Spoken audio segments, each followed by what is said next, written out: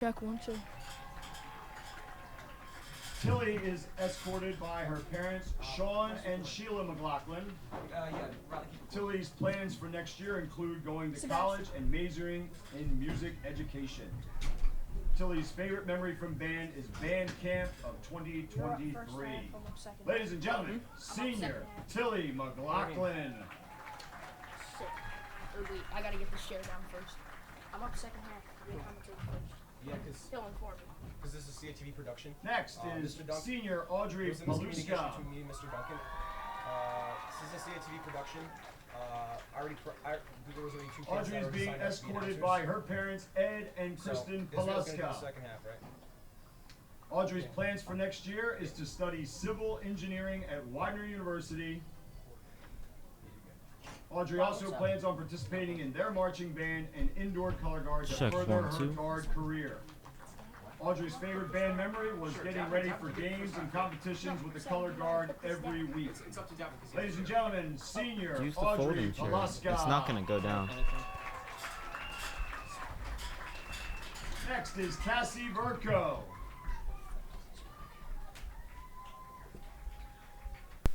Cassie is being escorted by father David Verco, grandmother Pam Verco, and Samantha Allen. Cassie's plans for next year include going to a 4-year college for secondary education in history. Cassie's favorite band memory is going to competitions and meeting other bands. Ladies and gentlemen, Cassie Verco.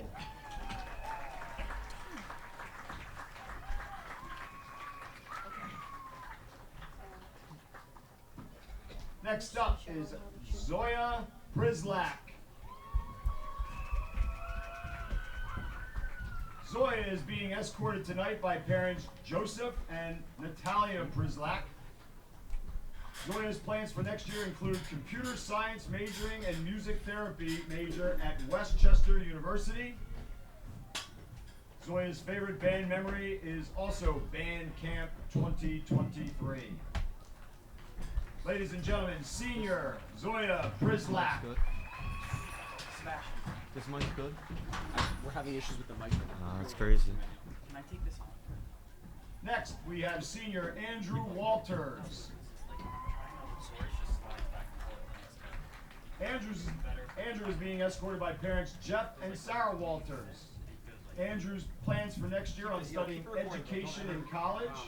He will be at Muhlenberg College if accepted by early decision. Andrew's favorite band memory is marching band memory is going to Hershey Park Stadium sophomore year to perform, going to Chocolate World, and watching other bands together. Another favorite memory is playing in the 2023 PMEA Region 6 band concert with so many other talented musicians. Ladies and gentlemen, senior Andrew Walters.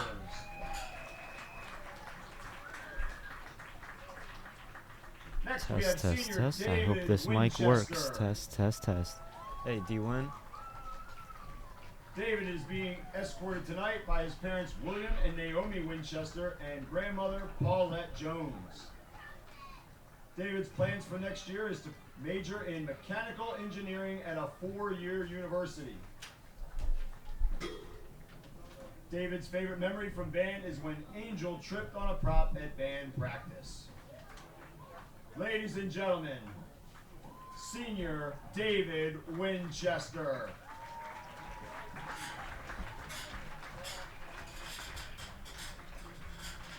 Smash. What's up? And now lastly, we would like to recognize the senior Test, class test, of the Plymouth test. White Marsh football team. Alright. Can we fix this really quick? The black and white is fine. Senior number 88, Nari Barian.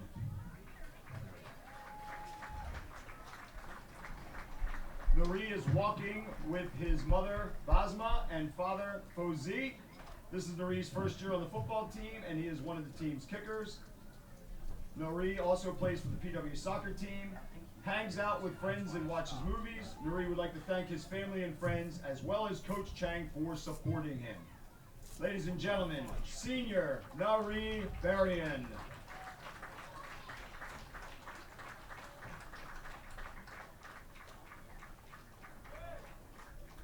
Next up, we have a pair of seniors. Number 56, Jay Sean Johnson. Test, and number test, 12, test, Tayshawn test. Johnson.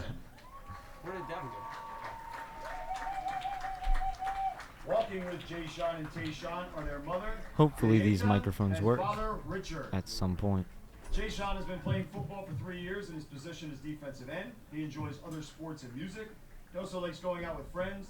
Jay Sean's experience on the football team for the past 2 years has been really fun, and he thinks he has made some friends for life. Jay Sean also learned some things about himself that he did not know. He would like to thank his coaches and his parents for pushing him to become the person he is today and not giving up on him. Senior Jay Sean Johnson. This is Tayshawn's 3rd year playing football at Plymouth White Marsh. He is also a defensive end. In addition to football, Tayshawn runs track. When not playing sports, Jay Sean enjoys going out with friends. Jay Sean would like to thank all of his coaches and his mom and dad for pushing him to become the man he is today and help him mature and become a better football player. Ladies and gentlemen, seniors Jay Sean and Tayshawn Johnson.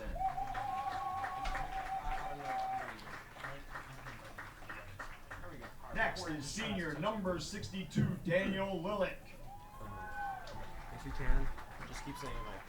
Escorting Daniel tonight are his mother Charlotte and father Kevin. Check 1 2, check 1 2. We Danny has are 8 years looking for a experience playing signal football, and his current on the position is microphone offensive right now. guard We and are defensive trying to get tackle. a signal. Danny's Check hobbies 1 include 2, hanging out check with his 1 friends and 2. family. Danny would like to thank his teammates We are and going his through the coaches for senior the night. best years of football. He would also like to thank his family for Check always being 1 there for 2, him check and 1 2. supporting We are him. doing senior night festivities right Ladies and now. gentlemen, Check number 1 2. 62, Looking for a senior signal Dan in Lillick. this microphone right now. Check 1 2. Yo, man. Yeah. Both are good. Oh, Are you okay if I let Davin stay for both and I just switch? Next you can do is the first number half and you 10, can do the second half? Shai guess, yeah. Saeed. Because I think he's doing a show for CITV. Walking with Shai is his So I mother gotta let him, Linda, right? father Ayaz, Yeah, I guess. so. Brother Actually, you know what? Mandy. I don't know. Should I? and brother Jahan. What did you tell him? And his grandmother Linda. Said that I'm gonna keep you. Shai has been playing football for 2 years and plays both at tight end and Who at would you? defensive What would you? end. I mean, you're Without you're playing running football, it. It's up to Shai you. enjoys Doesn't watching bother me. sports and playing video games. Okay. Ladies and gentlemen, senior number 10, Shai Saeed.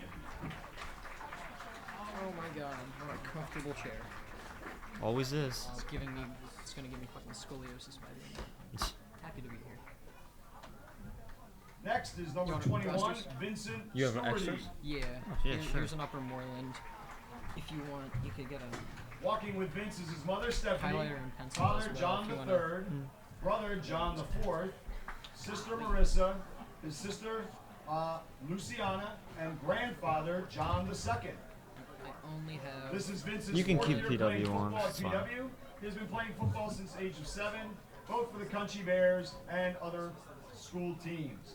In addition to football, Vince also has been running both winter and spring track for his entire 4 years in high school.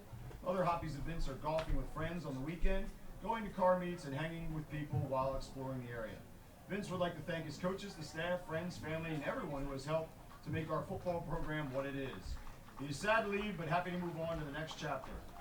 Vince plans to choose between the University of Central Florida, Temple University, Syracuse University, and Monmouth University, where he will be majoring He's in not real getting into estate and Syracuse. minoring in economics. Sure, Ladies and different gentlemen, schools. senior number 21, Vincent A lot of different Stordy. choices there. Yeah. When you go from UCF to Syracuse, that's a big jump. I don't. Yeah. Next, we have number all in the same 85, major senior as well. Dylan Tanasia. Walking out with Dylan is his mother, Kajol, and father, Praveen. Gosh, man, they're giving all the stats. This is Dylan's first year with the Plymouth White Marsh Colonial football team, and he is one of the kickers. In addition to football, Dylan is a defender in soccer. Dylan has a special interest in playing soccer as well as in business. Dylan would like to thank his family and friends for supporting him. Ladies and gentlemen, number 85, senior Dylan Tanasia. Oh my. Number lineman's 310. 6'4", 310. That's crazy. And now That's for a our line right 2023 senior captains. Number 1, Nazi Boggs.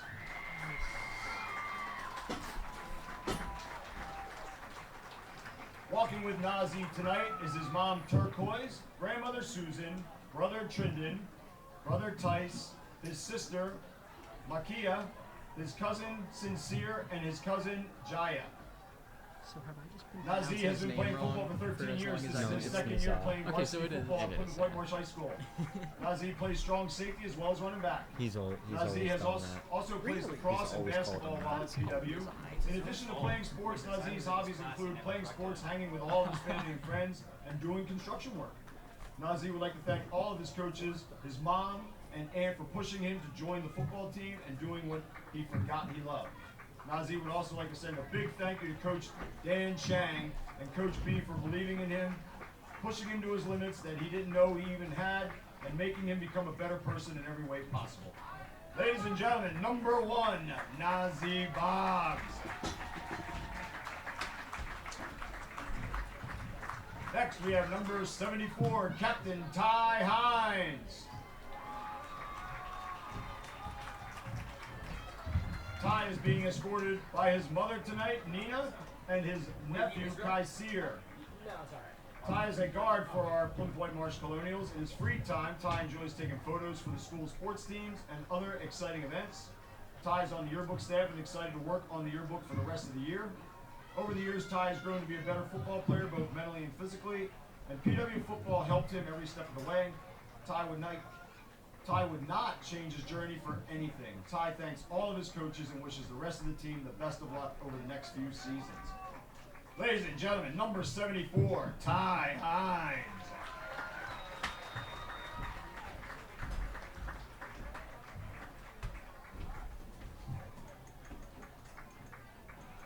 Next is number 2, senior and captain Anthony Iannozzi. Walking with Anthony tonight is his mother Dawn, sister Audrey, and brother Andrew. This is Anthony's 10th year playing football. He is currently both a free safety and a wide receiver for our PW Colonials. Anthony likes to fish, play video games, and chill with his family and friends in his free time. Anthony would like to thank his family, friends, and coaches for supporting him and pushing him to be a better person every day. Ladies and gentlemen, number 2, senior Anthony Iannozzi.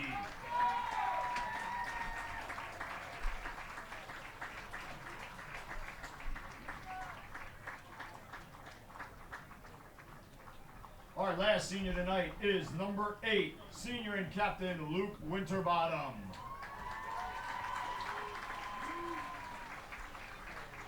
Luke is being escorted tonight. He is walking with his mother Dottie, father Jeff, stepmom Tara, his sister Nicole, brother-in-law Zach, his brother Jake, sister Ashley, and sister Carly. Luke has been playing varsity football for 4 years and is one of the running backs for our Colonial football team. In addition to football, Luke also plays varsity basketball for the Plymouth White Marsh Colonials. When not playing sports, Luke enjoys playing video games and catching up on his sleep. Luke's favorite football memory is beating Upper Dublin in overtime his sophomore year. Ladies and gentlemen, one big round of applause for all our seniors, but number 8, Luke Winterbottom.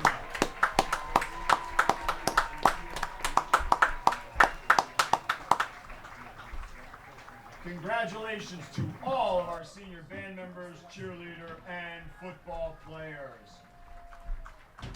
Riley, one thing I noticed last thing with the side cameras that we do for the pass productions is basically when you're tracking a player, when you're getting in on a piece of action, somebody's carrying the ball or something and they get out of bounds. I've noticed with side cameras, what they do is immediately as soon as somebody touches the sideline, you yank away and you get on something else. Let the play naturally end and then ease into something else. Huh? That way we can have a smooth transition. I'm not saying it's Yeah. smooth, it's just like what I'm seeing Not in now. past footages. We will. But yeah, other than that, just stuff pretty super. Nice Yeah, camera. Max, same thing. What's up? I was asking for Scott here. I wasn't sure they were talking. Just so you know, you're prioritizing the top thing. But. I'm gonna see if I can get you. If Dana and Noah come at some point, I can pull you out so you go to the sidelines. The following is an announcement is required by PIAA. PIWA requires all registered sports officials to enforce the sportsmanship rules for coaches and contestants. Actions meant to demean opposing contestants, teams, spectators, and officials are not in the highest ideas of interscholastic education and will not be tolerated. Let today's contest reflect mutual respect. All fans, all persons who are here in the stadium are asked to abide by a code of conduct becoming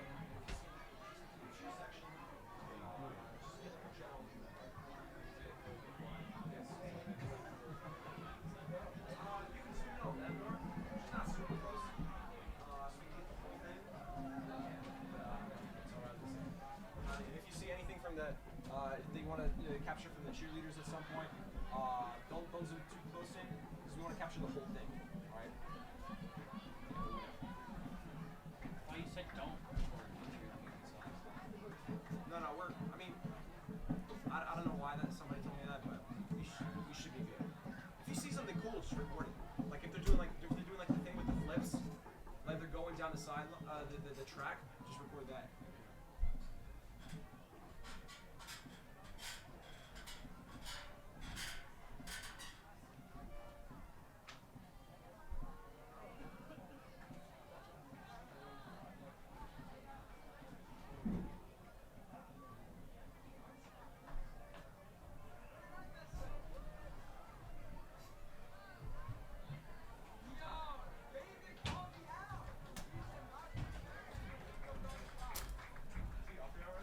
You good, man?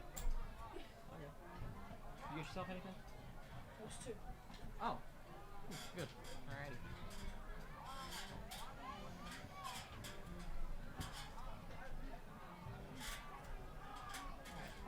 What's your name again? Matt. Alright, Matt. I'm Davin. Davin? Yeah. You know my brother? Hayden? Yeah. Yeah, alright. Good, how are you? Who are these guys in the book? In the purple? Upper Moreland coaching. They're calling plays and stuff up there. Oh, snap. Yeah. Yeah, PW calls from down here. Huh? PW calls from down here, but then like their coordinators go up there. So we don't have a camera up set. Yeah, we do. Yeah, we No, do. we They should. just ignore it. Ignore it, Like, they yeah. just have to go around. They have to work around it. We're not gonna be stealing their plays. Yeah. We're gonna win anyway. It's gonna. Yeah, not one loss PW team's not stealing like 4 loss Upper Moreland signs tonight. 4-5. Yeah. Their 4-5 team. Nope. See if I can read what I wrote here. Total touchdowns, 60-point run receiving yards, 36.8 rushing yards, 6.9 tackles per game, 7 sacks a game is the stat leader, and 3 rushing touchdowns for Elijah Davis. All right. YELL. Everybody, yo, go P-Dub. Should I start or would you like to? I can do an intro. Do you want me to do like play-by-play? You do like color commentary kind of thing, like in between plays. What do you want to do? Like, how do you want to split it up? Do you care? We can just go with the flow. That's what I do a lot of the time. See how it goes. I don't really mind. I mean, I have stats here, so I don't like I have like specific. Yeah, I'm just saying stats. you have a lot of the stats and stuff, so you might be Yeah. better in filling in and stuff. But whatever you want, I don't mind. Yeah. Let's just go with it. Let's Yeah. see what we fit into, All right. and then Perfect. whatever we go for, we go for it. All right. Let's see. I'm kind of waiting for them to break this circle to start us. Oh yeah, definitely. And also, Upper Moreland's not even on the field yet. I don't know where they are. There they come. Golden Bears.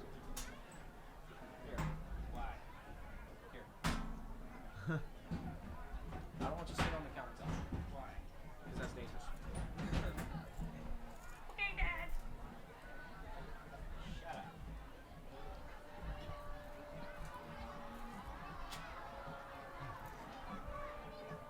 Let's go, baby. I'd say maybe wait till like they kind of get to their benches Nah, real yeah. fast. Maybe wait till the kicking unit even come. Nah. Do it before that. Yeah. Davin's your name, right? Yeah. Davin? Yeah. Alright. Gotcha. Davin, the reason that I have you only commentating one half is because you're not officially part of CITV. So I already made a promise to Israel and Matt that they would commentate. So the thing is, I want to be able to keep that promise. But if you want, I'll just add you to the club. That way, next time you want to commentate, just email me, and I'll make sure that you stay on for the full game. All right? Oh yeah. Yeah, because I don't want to have any animosity or anything like that. And, just making sure that everybody's treated fairly. Yep.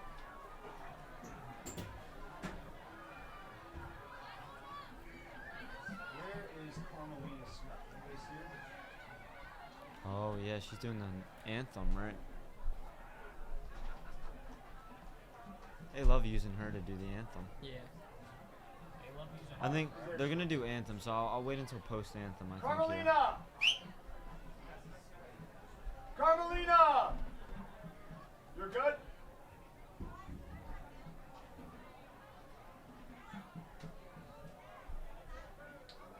Ladies and gentlemen, if you could please rise, remove your hats.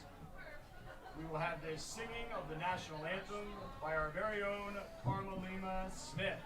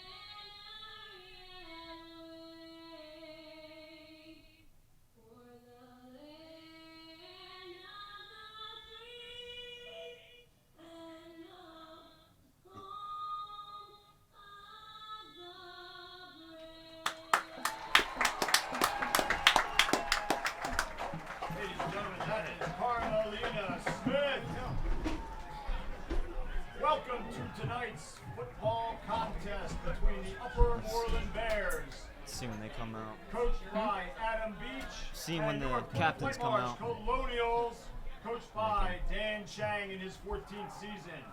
Assistant coaches are Paul Borshevitz, Ronnie Fry, Dan Madonna, Will Gunlock. Ladies and Al, gentlemen, Mike welcome Rogers, to this CITV broadcast of tonight's senior night action between Plymouth White Marsh High School, the Colonials facing the Upper Moreland Golden Bears. I am Matt LeGuenco, joined here by my good friend Davin on the broadcast, and we are ready to go after all those senior festivities tonight. It is going to be a great night for football. We've got the coin toss going on at midfield, waiting to see who will win it. Senior captains tonight, Luke Winterbottom, Ty Hines, Nazai Boggs, and Anthony Iannozzi, as it has been for the entire year. The Colonials looking to grab another win tonight. The Colonials defer their choice They in win the second half. toss, Upper choose to Moreland will defer, receive the ball, and Upper Moreland will going towards receive the first. scoreboard. Thank you.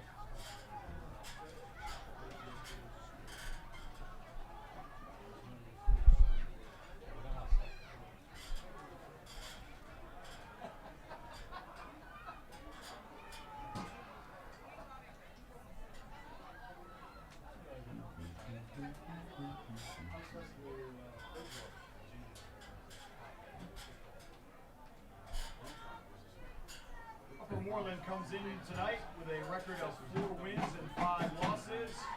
Plymouth White Marsh has 7 wins against just 1 loss.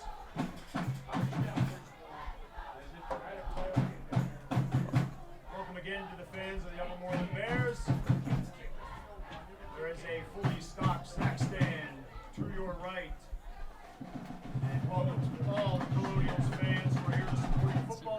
cheerleaders and the band this evening. So out Thank comes you. the kicking unit. Look at, watch the stream. Upper Moreland ready to receive.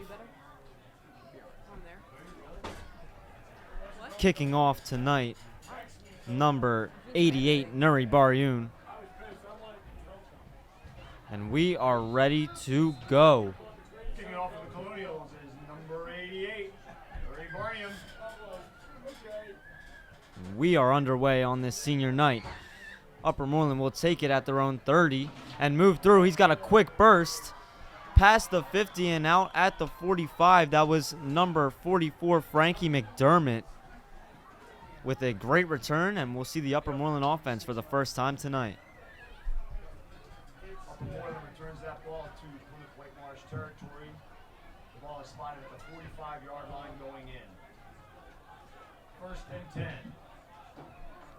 Ball is spotted at the 45. So Upper Moreland with great field position. Their offense led by number 11, Alex Foley.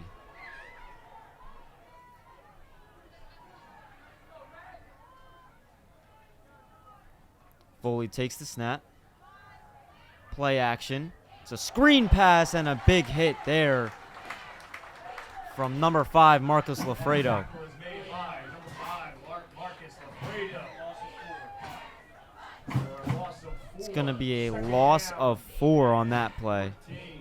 Now, we know Upper Moreland is very big on passing here. They've won a lot of their games very close, and their receiving has had their leading receiving yards has been 60.1 per game. And Good numbers. yeah, we really want to see a lot of downfield coverage here from the Colonials and just tackles wherever you could get them, try to get them out of bounds, try to push them back a few yards. That's really how you're going to be able to stop a passing team like that. Foley's play action pass completed to number 16, Larry Hughes. Tackle made by Nazai Boggs in the secondary. That's Nazi Boggs and Luke Laviola. That's going to bring up a long third down. It's going to bring up a third down and 10 10 yards. for Upper Moreland. It's been a tough first possession for them. Now, something that I could see the Colonials doing all game here is trying to really play close to Upper Moreland and play close to their own end zone. Try to limit the amount of long passes they could get. Try to limit the amount of play action they could try to get. Run it as much as possible and bring them back a few yards. That's really where you're going to see the Colonials' defensive strength come into play. Oh, as man. it is picked off. Ball is Intercepted by Anthony Iannozzi, Iannozzi. the senior defensive back, with a great play on the ball. He took it out of the hands of the Upper Moreland receiver. And that's a great way to start off the senior night right there. Absolutely. First few drives of the game, and you're just going to pick that ball clean off the bone. Beautiful play. So the Colonials offense is going to take over at the 29-yard line now, forcing that turnover there early on in this game. We'll see what they can do here. We're going to get a jump on the Upper Moreland defensive line. And the Colonials will move up 5 yards. So it'll bring up 1st and 5. 5 for the Colonials.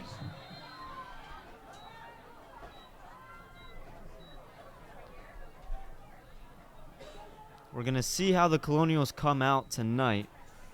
Last week versus Wissahickon, they were very run-heavy.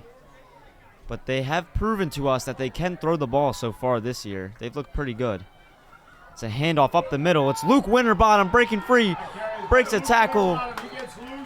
Brought down into Upper Moreland territory. That's going to be a first down.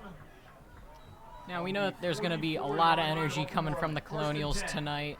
I mean, we saw a few weeks ago at homecoming what they were able to pull off, and now it's senior night. And the ball will not stop moving down this side of the field. Huge drive right there. Definitely. Another about 20-yard rush there, this time to Nazai Boggs. That kind of three-headed goat of a running back group that we've seen. Not even a running back group, because a lot of it's been Caden Lazinski. Those three have been so effective in the run game this year. Nazai all season has not stopped running with that ball, no matter if it's off of a kick return or just a Absolutely. handoff. He's had huge rushing touchdowns, 70 yards, 50, 60, 50 yards, however long. Yeah. He's able to get into that end zone with confidence and, just able to move down that field so well. It's amazing to see a player like that for the Colonials. Absolutely. Short rush there by Winterbottom. Speaking of Boggs and long rushes, last week, again, at WIS, he had 3 rushing touchdowns last week. 2 or 3 rushing touchdowns. Both of them were long. That's not even mentioning Everett Baker, who had 4 long touchdowns last week. They get it done with the run game, and they do it effectively. They've been doing it all year. All that was able to also shift the tides of the game last week from keeping it close all the way To a blowout. really securing the win against WIS. Boggs' rush is wrapped up. It's a short gain there. For a short gain inside the red zone. That's going to bring up a third So it's down going to be and 3rd and for the short here Colonials on the right hash. from about the 15-yard line. We'll see what set they come out with here. We've got Winterbottom in the backfield. They motion Baker again, turning and looking for the audible here. Lazinski monitoring. Motion. Lazinski's going to keep it. Oh, he got tripped up. Did he get the first down? Quarterback Caden Lazinski on the carry. They're going to say, yes, he He's did. going to get a first down. The Colonials have a 1st and 10. So a nice little keeper there. He had some space in front of him. He just got tripped up with the shoelace tackle. At the 12-yard line. New set of downs now from the 12-yard line. In that same formation here. Boggs in motion. It's a handoff to Winterbottom up the middle. Not going for much, just a couple yards. He's brought down by a host of Bears. Make sure you're not Pickup is a 2. focusing so much on It's going to be 2nd and 8. So 2nd and 8 coming up for the Colonials here. Deep into Golden Bear territory on their first offensive possession of the game.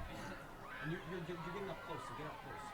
It's Baker in motion. They're going to toss it to him to the outside. Everett Baker is into the end zone for a Colonials touchdown. Everett Baker. Now, Everett, you saw off that play. He's able to read wherever defenders are going, wherever his teammates are really going for blocking, and he's able to just slide right into the end zone. And that's Great what you like to block. see from someone with that running ability. Just the way that they're able to read everything like a book and just get points on the board for the Colonials. And that's what this game's going to be about for right now. Great play call there. I love the play call. That rush to the outside. They had great blocking on it as well. Great blocking there. And Baker is so shifty, so quick on his feet. That's an easy score for him. That brings the score to 7-0 in the first quarter of play. So our score is 7-0 Colonials. We are about under halfway through this first quarter here on senior night. We've seen a lot of action so far, and a lot of it being on PW's side.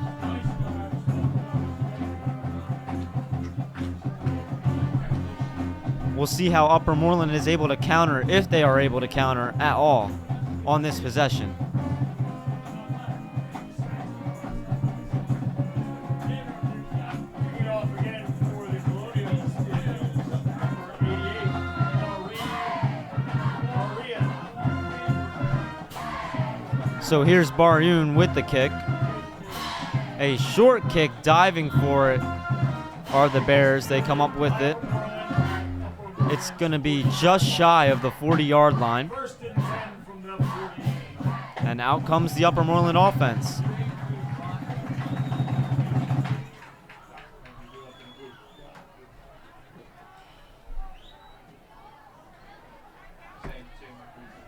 We'll see how they change the game plan, if they do change the game plan here on offense at all. Foley with the handoff. Big hit there on the line of scrimmage by Kevin Hegarty. Now, Kevin Hegarty all season has been great getting to the man with the ball and bringing him to the ground immediately. And that's the power of the Colonials defense. You have great D-line blocking, Yes. getting nobody through the middle, and then you have these great guys coming outside, great downfield coverage, and the defense has been so well-rounded this season, and that's how we get stops, that's how we make them punt. It's been amazing to see all season what the Colonials are capable of doing on the defensive end. That D-line has been just spectacular this year. Another handoff for Upper Moreland, but that again is stuffed at the line of scrimmage. It's going to be no gain there. That was number 25, Francesco Maglio. That's his second rush in a row there. They're going to give him about 2 yards. It'll bring up 3rd and 7 from the 42-yard line. We'll see what Upper Moreland draws up here. In dire need of a first down.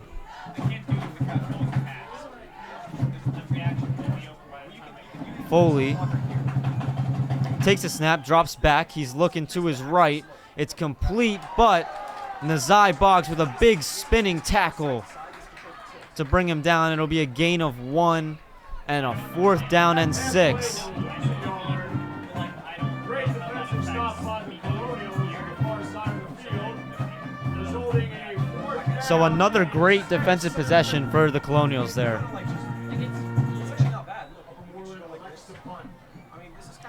Golden Bears will send their punting unit out.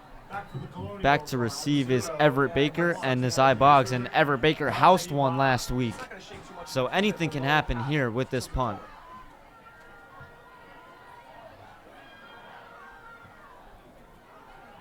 Taken off the bounce by Baker. Quick up the middle. He's got some room. A great return there. Out to almost the 45. And we'll see how quickly this Colonials unit can go up 2 scores on this possession. The ball will be spotted on the PW 44-yard line. 1st and 10 Colonials on the right hash. Wonder if we'll see any passes here by Caden Lazinski this possession. We know they've been a bit frugal throwing the ball so far this year.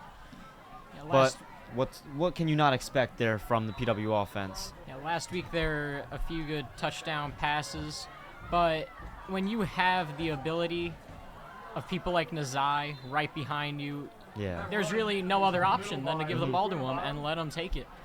When you do have that open opportunity to pass them the ball, pass your receivers, tight ends, whoever it may be the ball, they're still able to do great things with it, and that's what we've been loving to see from Caden this season, just the way that he's able to give the ball off to anybody and make such a difference in this on the field. We've been saying it every week, no matter where we are. It's just the difference on the field that he's able to make.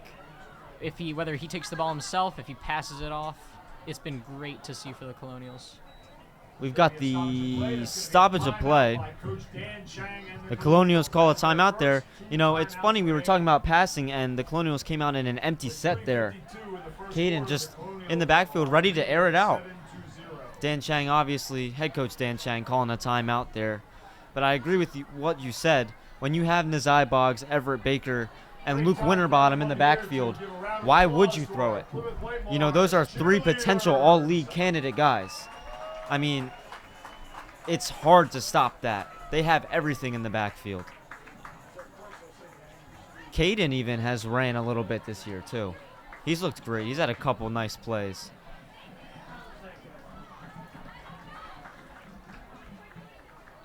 So quick timeout with about 4 minutes to go in this first quarter. Colonials trying to get it across midfield early into the second possession.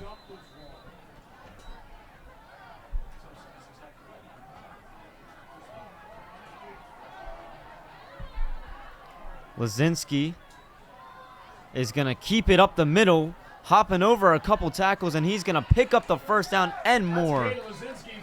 It's about a 10-yard pickup there for our quarterback, Caden Lazinski. A great run. Now, the way that Caden's able to run with that football, it's almost like it's slow motion. So swift, so nimble with the ball. He's able to get it down for the first down almost every play. It's great to see a quarterback with that ability. He moves so well. especially with all your other options are gone, or if you're just going to call that play for a run, and you have the confidence to take that. Ever since Caden's had that starting spot, he's been able to do that. Caden throws it on the run. He drops it in to Everett Baker, who takes it to the end zone. That is going to be a 43-yard touchdown to Everett Baker.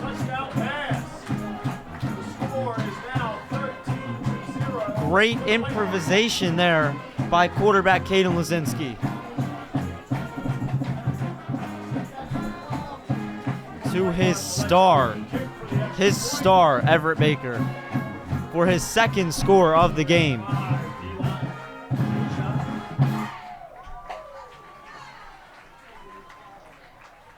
Today's kick is up, and it is And with that extra point, we are at 14-0 PW in this first quarter. 3 minutes to go. We had a big chunk play there for a score. And the Colonials this quarter have showed a lot of dominance offensively, keeping most possession. And if that's the momentum that they're going to go with all game, you have a winner right here. Yeah, we may see the same PW we've seen the past 3 or 4 weeks, where they're just blowing teams out by the fourth quarter. And that's what's in a good team, the ability to come out with the same level of intensity, both offensively and defensively, every single game. You're able to blow out the bad teams, you're able to keep it close and win with the good teams. And the fact that you're able to push it every game, become better and better, is something that the Colonials have been able to do all season. So a highlight play there for the score. Nuri Baryoun to kick it off. He boots that. That's a great kick there. Fielded at the 20 by Upper Moreland. They're going to take it to the 30. So a 10-yard kick return. And now it almost feels like it's do or die already for Upper Moreland. Down 2 scores early. You got to think, if they give it up and PW scores again, this game is out of hand way too early. And you may just this may result in seeing maybe some sloppier plays from Upper Moreland if they're really trying to rush downfield, especially with the limited time in this quarter. Yeah, absolutely. It's going to be interesting to see what they draw up. That second possession was 2 runs and then a short pass. No shots downfield since that interception. They're going to go to another screen here, and that ball just flips out of the hands of number 3, Zion Akinbo. He is a senior for Upper Moreland as well. Just out of his hands on the screen there. And so far tonight on Upper Moreland's offensive side, we've seen a lot of those screen passes, and a lot of those attempts have been incomplete like this one, or most of them just pushed completely back by the power of our defense. And there's another one, another screen pass there. It's going to go short, maybe a 2-yard gain there for Upper Moreland. That's going to bring up 3rd and long already. You really wonder what is going through their minds right now. I don't know what Upper Moreland thinks they're doing, running the play over and over again. If Definitely it's interesting. going to work, if it's not going to work for the first few downs, you got to switch it up. All they've been doing is running down the middle and trying to get that screen pass, which are both in the past. We've seen the Colonials stop plenty of times over and over again. And PW has proven that they can stop that play, so we'll see what they go to on this 3rd and 7 here. Dropping back, looking downfield now. He found his man, and there is Zion Akinbo. He has at least 4 targets in these first drives. And there you go. That's what Upper Moreland has been looking for there. A small chunk play, but a first down nonetheless. That's big for them. The pressure that the Colonials have been able to put on quarterback Alex Foley has really, paid the toll on their offense this quarter. They've been able to make him make some, interesting plays that are probably not what Upper Moreland wanted him to do.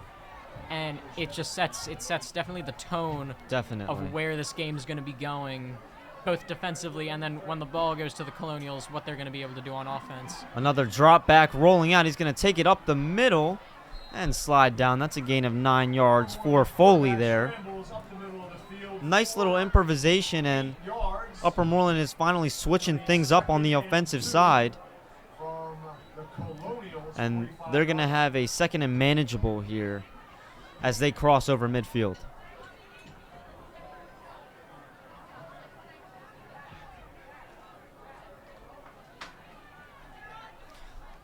So we'll see what they go to here. Now this would be a good time for that screen pass that they've been running so much in this game on second and short. They motion in the backfield. Scanning the defense is Foley. Takes the snap. Play action, rolling out to his left, throwing downfield. It's incomplete. Intended for Akinbo. It was Ianozzi in coverage, and it falls incomplete. Now, we saw Foley kind of stood there after the snap. Maybe there could have been some miscommunications with their running back. Definitely a little bit there. Or could have always been a designed rollout there. Nonetheless, third and short for Upper Moreland. They have Foley in the backfield taking this snap here. He's going to hand it off, and there's a gap there for that running back, number 32, Justin Valentine, actually marked as the fullback for Upper Moreland. They'll pick up the first down there, and they move the chains again.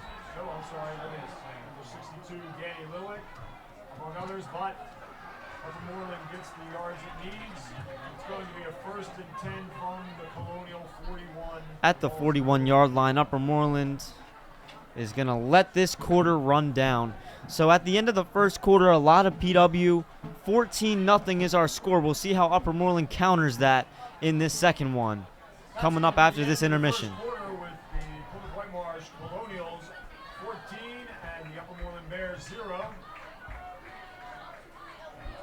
Let's have a round of applause for our Plymouth Marsh Marching Colonials, led by Bob Biddle.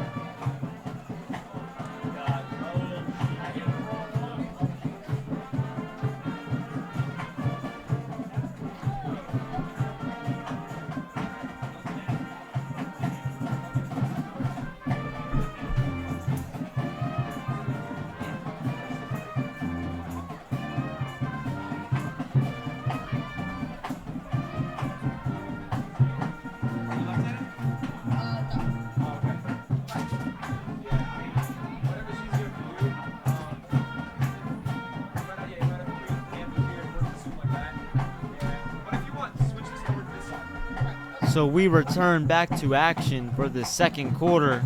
Upper Moreland with a fresh set of downs at the 41-yard line. We'll see what play they run on first down here. Play action, throwing to that screen again. A gain of about 4 or 5 to number 7, Aiden Tuffy, a junior for the Upper Moreland Golden Bears. Not a bad way to start this possession, or this set of downs, excuse me, for Upper Moreland. That results in a long 4 yards. That'll bring up a second and a long 6 for Upper Moreland. Second and 6 coming up for Upper Moreland here. A lot of time in this huddle here. They've only got about 12 seconds on the play clock. Foley looking around. Takes the snap. Play action again, and there's a quick sack there. Dropped down by, let's see, I cannot see his number. Number 25 there. I believe that's Andrew Ianozzi. It is. So he picks up, I believe, his second sack of the year there. Making a big play. I mean, just bursting through the seam there.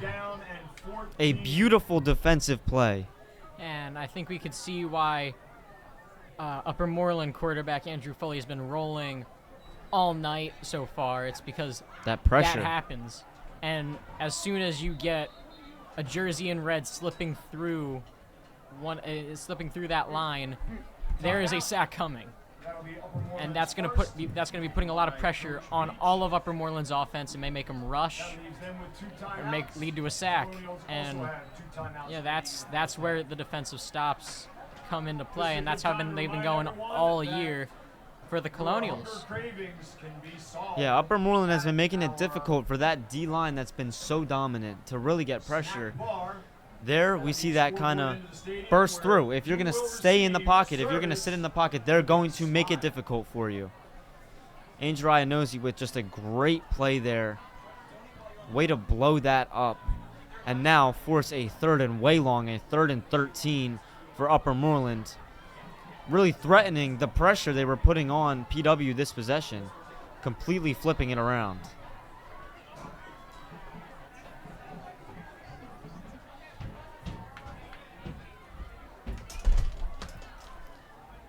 It's Foley taking the snap, dropping back, looking deep.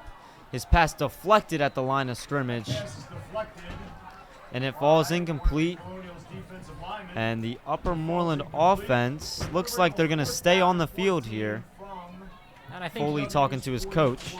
I think you could tell that what the Colonials have been waiting for is for a drop back passing opportunity for Upper Moreland, and they've been wanting to stop it. Ever since they've probably seen film of it, they know that's what they want to look for, and they know how to stop it exactly like that. You got to be patient, and you have the opportunities to deflect, intercept, any options that could get you the ball faster or immediately. Deep drop here. Stepping up in the pocket is Foley. He escapes a sack, throws on the run. He had it in the hands of number 3, Akinbo, who has been their best receiver tonight. He was open, and he probably would have got that first down, but instead the pressure forces the incompletion, and PW will take it over at the 44. Right hash, 1st and 10.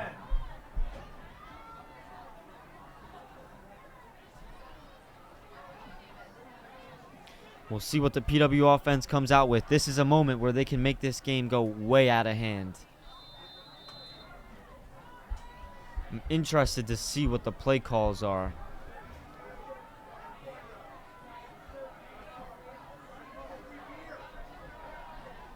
Lazinski has Winterbottom in the backfield.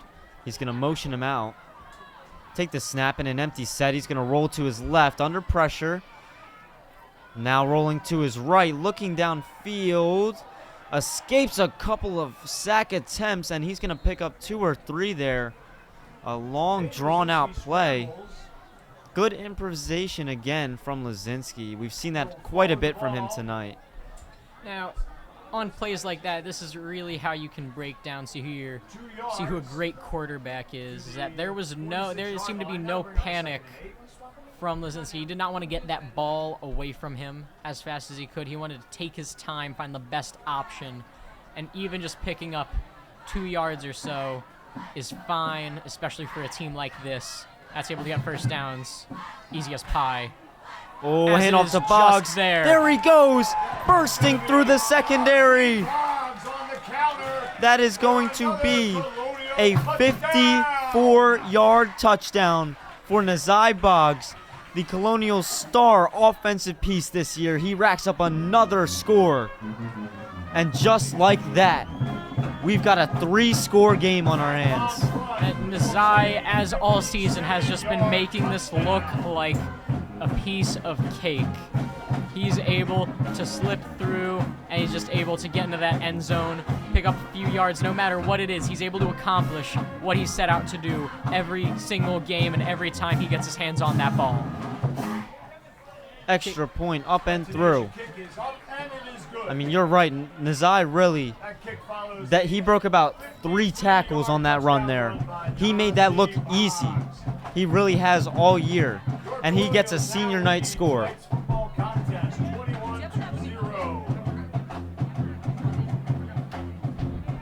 PW in command.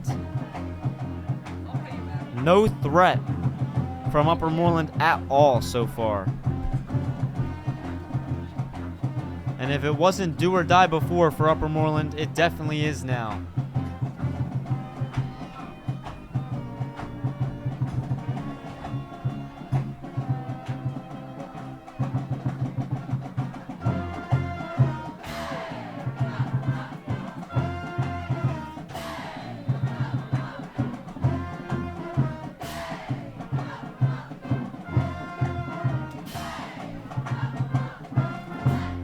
Kickoff from Baryoon falls at the 25. He's wrapped up. and brought down. 36 yards to the Upper Moreland 33-yard line. So out come the Golden Bears once again. Their last drive was great. They put together a great drive, and then they took the sack, and things fell apart. So now we get to see how they're going to do here. 9 minutes to go in the second quarter and the first half.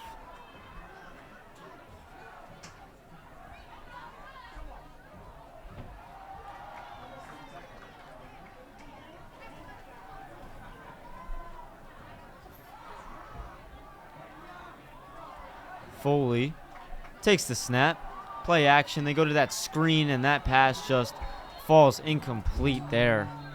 If that sums up the Upper Moreland offense this game, I mean, you can't really sum it up more than that. Yeah, and again, just the play calling on Upper Moreland's side, not really sure what's going on there. They just got to find something that works for them, and it's clearly not the screen. And They had momentum as well. Their last drive looked great. a lot of the passes coming from Alex Foley have looked low. Yeah, Very low. for I'm sure. not sure if it's anything with his hands maybe sticking to the ball a little bit more. Not sure. Maybe it's how it's coming off the snap. You really don't know unless you're him, but we'll see what they do up on this play. Another play action under pressure. Rolling out and rushing upfield is Foley. He's going to gain a pretty good amount of yards there for what that play was. I think some of the PW defensive linemen are looking for a hold there. A decent block on the edge, though, from Upper Moreland. But, I mean, Colonial's defense has clearly seen what Upper Moreland's doing, just going for the screen or just looking for the rollout, kind of scramble, maybe a run, and they're going to know how to stop it. We even saw there a few guys breaking off a little bit from the line, and they're able to collapse and pressure Alex Foley and just take the ball completely out of the equation, pushing it out of bounds. No mercy from this defensive line. We've seen them ramp up the pressure. Another pass on third down. He rolls to his left, over the middle. That's complete. Let's see where the spot is. It looks like they're going to give it to him. That's number 7, Aiden Tuffy, making his second catch of the game. And they're going to give that first down there. They'll move the chains. A nice throw there, kind of cross-body to the middle of the field. Aiden Tuffy does lead the Golden Bears in receiving yards with 60.1 yards per game, but this looks to be one of his first catches of the game. Because they're certainly running a lot of that screen, leaving it a little tough for other passes to be made deeper downfield, or even just other plays to be ran closer up. UM hands it off up the middle. That's our first rush for number 6, Thomas Walker. Kind of fighting for some yards there. It looks like they're going to give him 4. And Walker leads the Bears in rushing yards, but we have not seen a lot of running from them today because the Colonials just able to stop that run down the middle as every play goes. And that's what makes the Colonials defense so amazing to see, and so amazing just to see them stop the ball dead in its tracks. Another handoff to Walker. He goes down quick. He lunges forward, about 3-yard gain. Running back is whistled down. That is a no gain play. It'll be third down and Actually, they're going to say no gain. I guess maybe that early whistle there was a knee down or something. It did not look like that from up here, but we'll trust the officials on the field. So third down and 6 coming up for Upper Moreland.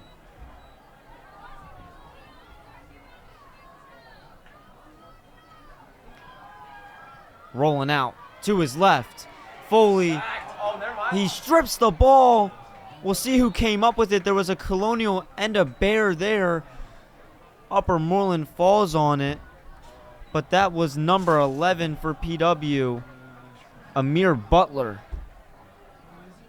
With the pressure, the strip, and now a forced punt for the Colonials.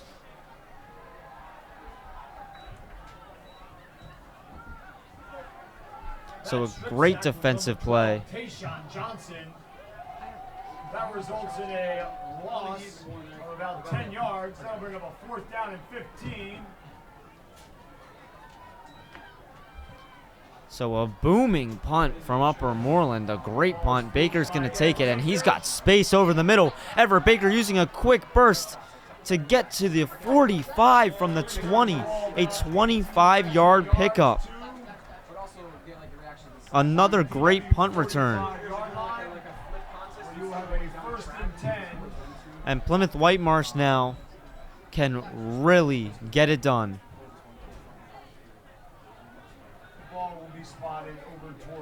With a score on this possession, they'd find themselves up 4 in the first half. They have been all over Upper Moreland in this one. And I have a feeling that some of these seniors that maybe don't get as much of an opportunity are going to get theirs tonight. I think Coach Dan Chang is not letting off on purpose. He wants his seniors to be able to play at the end of this game. Lazinski's going to take that pass. Ooh, tough angle, a tough throw. And it falls incomplete. That seemed a little rushed by the Colonials. You got to settle it down. You're up by a lot. But you can't let that kind of rush of adrenaline in the game affect the way your offense is going. Could have just been a sloppy play. But you still, you just got to keep it cool. Got to stay humble in these times, and you want to just get that score up as much as possible, as always. But you gotta know that at the end of the day, it's still football, and there's really gonna be no change into how your playing's going right now. It is football indeed. A little muffed play there. Lazinski looked for the handoff. Turns into a QB keeper for maybe a gain there of 1 yard. Short 2 yards. That'll bring up a 3rd and 8. 3rd and long coming up for the Colonials. It's the first time they've kind of faced a situation like this.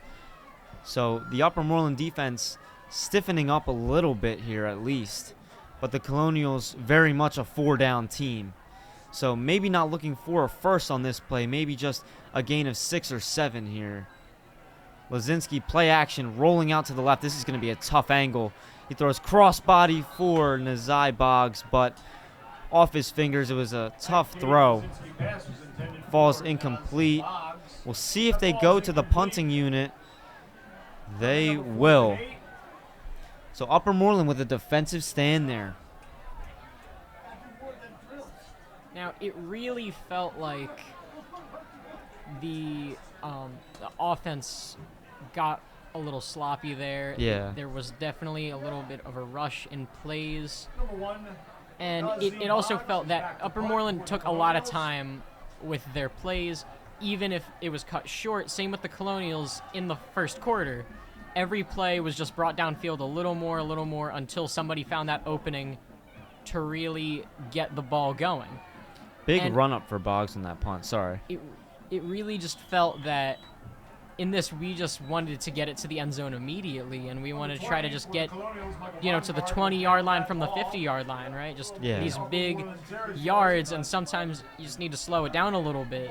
So not really sure what happened on those snaps, but the Colonials are going to try bring out their defense. They're going to try to get some stops and bring that ball in the end zone again for them. Upper Moreland finally got a defensive stop. So we'll see. I mean, this is a big opportunity for their offense to get them in this game here. Get them hyped up a little bit. I mean, we have 5 minutes to go in this first half, and they've shown no life on offense. Here's some more pressure. Stepping up and taking off is Foley. There's going to be a flag on the play. But we have a flag down in the backfield. It is going to be a hold against Upper Moreland. So that kind of ragtag play, if you will, there will not work in the end. And Upper Moreland will take it backwards. It'll be a 1st and way long now for them. That is, I believe, the second flag of the night. A lot of the Colonials games this season have been very physical. There's been a lot of unnecessary roughness. Yeah, lots of flags.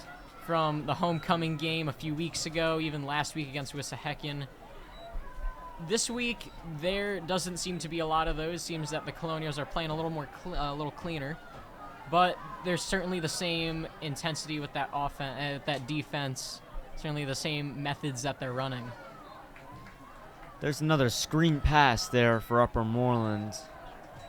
Going back to Old Faithful there, if you will. As one of the defenders, he makes I mean, that just tackle. nothing happening there. Nothing's happening. Shoots that ball Now, for Upper about Moreland, 3-yard prior gain. to kickoff, seemed like a very passing dominant, like passing downfield For the Bears. dominant team. I was expecting a lot of Chase Smith, the cornerback, to come up big in downfield coverage, maybe an interception or two. But it seems that Upper Moreland doesn't want to go down there. It seems that they're not taking a chance to bring the ball that far downfield to one of their receivers. And that's given the Colonials a lot of good opportunities to work where they really love, which is stopping runs, stopping short passes, and preventing those first downs, which in a game like this for Upper Moreland right now would be huge. About 7 yards. Yeah, they do love to play short defense. It's where they excel, stopping the run, stopping those short passes. They've done a great job. I mean, they've stopped about all 6 or 7 now screen passes that Upper Moreland has run. So they look great today. They're obviously ready to come. I mean, they're looking to get a first half shutout here. And they've stopped about 6 or 7 of those passes, like you said, but around that amount as well has been dropped, as there is There a you go. pass downfield. Jinxed it, I guess. That Upper Moreland pass. That's Zion is good Akimbo for a first down. for Upper Moreland. He's been probably their best offensive target tonight. Pushed out of bounds by number 2. That's a big gain there. That's about a 20-yard gain there. 25-yard gain Chase Smith. for Upper Moreland, That pass who gets now the Bears gets to play their game a little bit with 3 minutes to go in the first half. First and 10. Upper Moreland. Now, Akimbo, their receiver and probably their best target tonight, really asserts himself in Upper Moreland's stats. Oh, There's man. another drop pass. By him asserts as well. himself in the stats as leading in interceptions for their team, and only puts himself in receiving yards per game at 29.3. That number is certainly going to be going up tonight. Oh, definitely. But again, there's some sloppiness on Upper Moreland's side that the Colonials are taking advantage of, which is really great to see for their defense. That doesn't seem to be struggling at all, but definitely uses that extra help to their advantage. For sure there. Upper Moreland now 2nd and 10. Akimbo has been the biggest piece. Rolling back, quick drop off for a catch and a gain. That's number 9, Jameer Williams, making his first grab of the night. Screen pass. So it'll be 3rd and manageable. Will go for about 5 yards. We've got some theatrics as well from down with the cheerleaders. 3rd and 5. Some great action going on, both on and off the field tonight. Look at that.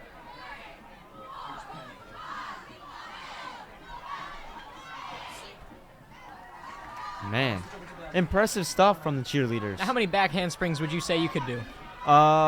Maybe a third of one. I could probably get through a half before an ambulance needs to be called. Hey, better than me. Another big gain. Hitting some different targets on this drive. That is Larry Hughes, the sophomore. That's another pass for another first down. Upper Moreland is now at the Colonial 26-yard line. 1st and 10 from Threatening now, just outside the red zone.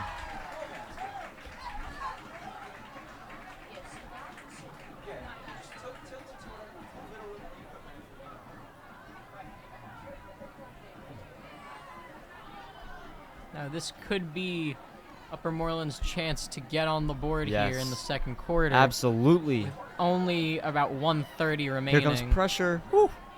Man, if you saw there, they almost got to him. That was Shea Saji. And it looks like Alex Foley is limping off the field, Oh, calling to the man. coaches maybe for a second string. That's about the worst thing you could see right now.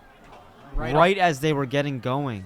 Right off the scramble, right off the pressure, probably tweaked his ankle or knee, and that's not looking good, especially like you said, when Upper Moreland's able to get momentum downfield and your starting quarterback tweaks his leg like that.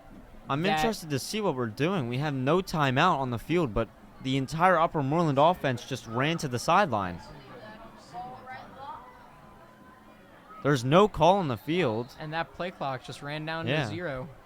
I'm not sure. Yeah, they're going to give the timeout. There it is. Upper Moreland will take its But second odd, I've never timeout seen of that the half. before. I mean, the entire Upper Moreland offense just ran off, and the entire PW defense is standing there like, what is happening right Was now? there maybe some miscommunication with Foley running off the field for an injury? Definitely. It looks Maybe like they thought they were going to get an injury timeout. it looks like right off the Upper Moreland sideline there is a center Yeah. snapping to possibly a quarterback warming up, or it could be Foley getting his head back in the game. Colonials definitely have a little bit of a breather, regroup, and just kind of see if you can maybe push Upper Moreland back a little bit and get them out of the scoring equation completely. And if Foley does not come back out, we're either going to see freshman David Adamski, who is 5'9", 140, coming out, or we will see John Allen, the sophomore, who also plays linebacker. Let's see who we got here. Definitely a new quarterback. 6 or 5? That's 5. Now It you- is the freshman. David Adamski is taking snaps for Upper Moreland. That rush stopped there. Boy, do we have a storyline right now for Upper Moreland. Number 36 for the Colonials. That's Jaden Joseph. One of the Colonials in on that stop. Now, let's see if David Adamski can make a difference for Upper Yeah. Moreland for the rest of the game. If they let him throw. Will they let a freshman quarterback throw? I mean, a minute left in the first half, maybe. You got to get on the board here. I'd say if you're down 21-0, you should try to put some faith into your quarterback, but with only 50 seconds left, you might just want to run this out and see where it's going to take you. Colonials making the tackle anymore yet. And it looks like they're just Yeah. going to bring their kicking unit out, get 3 points up on the board, make it sting a little less. Carry results in Yep, they go to Valentine twice on 2nd and 3rd down. This is not an easy kick either, which is why I'm a little bit interested by the play call, or if they're even going to bring the kicking unit out at all. Because it does not look like they're coming out right now. It looks like they're calling a timeout and getting this play call down to a T here. And I don't think Foley's coming back out. Does anybody see a signal? I came off the sideline here. Yeah, go ahead. Gonna be interesting to see who comes out at quarterback, who comes out at all, what personnel they run. Let's see. I'm trying to see that quarterback. It's Adamski again. So a freshman quarterback, you got to think they're not running the ball here They might need to put some trust, in this maybe quarterback. some faith of the Lord himself into this Absolutely. man's arm and see what they're able to do. See if We will see it. Colonials are going to get a stop here. He's going to throw. Oh man. That is going to be just over out of bounds. There's still 41 remaining. It's going to be turned over to the Colonials. They might try to get in one more drive into the end zone and make it 28-0 by the end of the half, or maybe they'll just hold it out here. And you got to think, Nazai Boggs has already gone loose for a 50-plus yard touchdown. So I would have no worries about running the ball here, closing out the half. I mean, give it to him. See what he can do here. He's done this before. He's had 70-yard rushes before.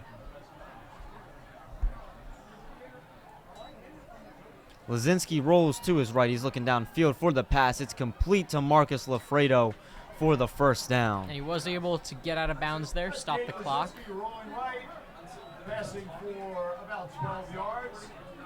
That'll result in another PW first down. Great play call, great play design, great Right hash, play running there. I mean, 35-yard line. gotta think 36 seconds, plenty of time. They have one timeout. Now, that pass to Lafredo, along with a lot of the other receivers this season, have not been used as much as Yeah. Nazai, but they're still great targets, which is what you could certainly see, as There you that is go. a beautiful pass all the way to Everett Baker. the great pass by Lazinski, keeping it cool under pressure. Guys playing high-level ball right here. Absolutely. And just the amazing hands from Everett Baker, still bringing it out of bounds. There's Great reads. 29.3 left on the clock. The Colonials are on the Upper Moreland side. This is going to be great football right now. We're going to see what the Colonials are going to want to do for the next few drives. Lazinski's look dialed in. I mean, he looks ready to go right now. He's making great reads. He's rolling out, looking downfield. I mean, that was great ball placement. Stepping up in the pocket, he fired it through. Not sure if that was to Boggs or Storty there. It's through Boggs' hands. They look a little confused. I'm not sure who it was intended to because that was a rocket there. They called that it was intended for Storty. Yeah, that's what I was thinking as well. Maybe just fired it a little too fast and a little bit in front. Could have been some miscommunication with the route that Yeah, Storty same wanted route to there. run. But there's still a lot of room for error here, and there's nothing really to lose. All you could do is just gain a bigger lead at this point. There's really no pressure, but the Colonials are still playing the same ball that they've been doing all night. They're going to drop back again. Pressure coming. He's got to dump it away. He can't get it to Winterbottom. So a little bit of stuttering here. That's really the first time tonight that we've seen Pressure. a QB pressure on the Colonials. It was good pressure as well by Upper Moreland. So 3rd and long. Gotta believe they're taking a shot here as well. I mean, a couple weeks ago versus Springfield, in that second half of that game, we saw Lazinski take about 4 different deep shots in one possession. So they're not afraid to air it out. They've got Storty wide on the left. They've got Lafredo. They're going to hand it off, though, to Boggs. And I believe they're going to take this one to the half. Nope. Timeout, PW. Interesting. It is 4th down.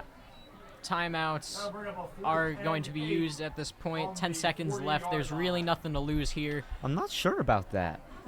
I mean, it would be, it's not the dumbest idea No, to no, no, not no. run the play clock down and to just end the half. I just think it's interesting that you run the ball on, I mean, a third and way long, right?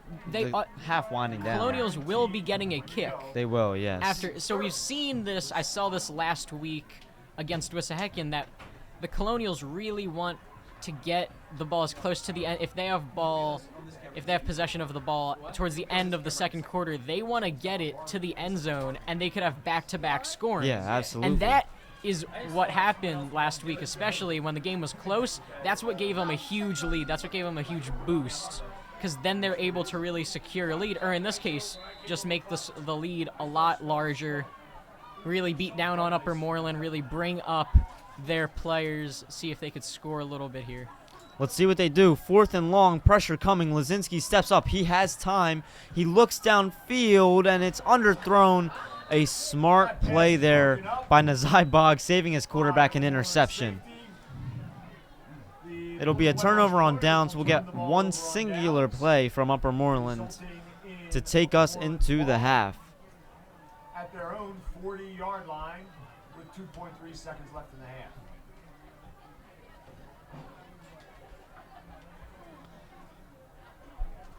Maybe we'll see a shot here from Upper Moreland. Not sure, though. I mean, personally, I'm taking this one to the locker room. They have a lot to talk about before the second half. You may as well not want to risk any other possibilities, especially when you're on your own side of the field. Any possible fumble recoveries, interceptions, all the way down. Even with 2 seconds left, it's football. Anything could happen, man. And they're going to run this one. He's going to be brought down. That's going to end the second quarter. They're going to retreat back to their locker rooms. 21-0, end of the second quarter. Your Colonials lead. Hagerty and Laviola for a loss of 1. That'll bring us to halftime. Great first half there from PW. Yeah, it's been real fun to watch them do everything they can on both offensive and defensive side. There have been a few slip-ups for both sides of the Colonials, but that's certainly not the biggest worry for them right now. I'd say going into their locker room, they definitely want to look at how can they limit, the mistakes that they've made, put some more points up on the board. The way that the standings will go before the playoffs, as this is their last game of the season, to either secure the 4th or the 5th spot, they're going to need to score. They're going to need to outscore another school here. So we're going to see, are they just going to want to take the 5th, or do they really want to go for the 4th seed, and they want to try to get as much points up on the board as possible, just have a field day here tonight. I think they're going to have a field day personally. So many guys haven't touched the ball yet. We still got to see a few more touchdowns here from Nazai. Maybe Luke Winterbottom can get a few for senior night. Yeah. And we're just going to see these guys have a lot of fun. And the best part about halftime, we get to watch the Marching Colonials, baby. Yeah. Marching Colonials.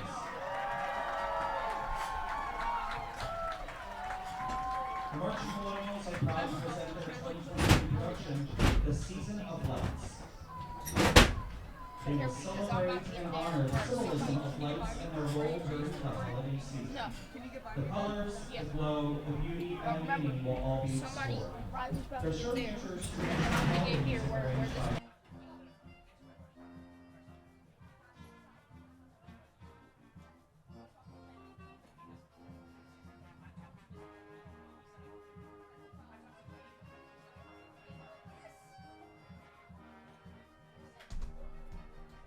Glorious violence brought devious stars.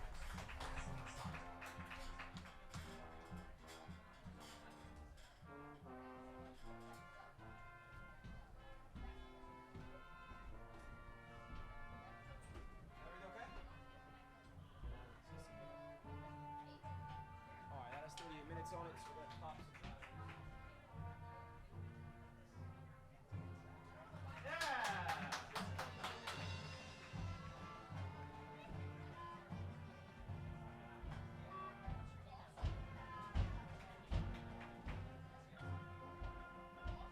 In this festive season, let us all unite and cherish the beauty of holidays.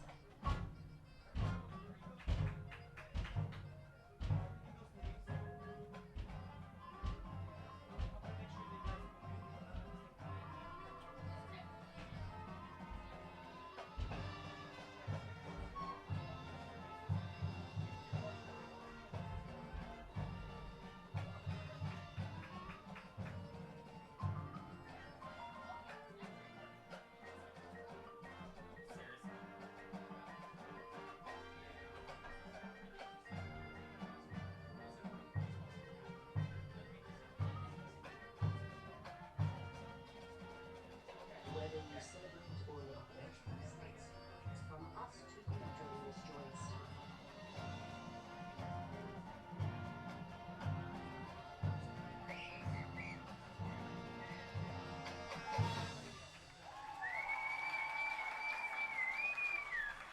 under the field direction of show major Tilly McLaughlin of Plymouth White Marsh Marching Colonials.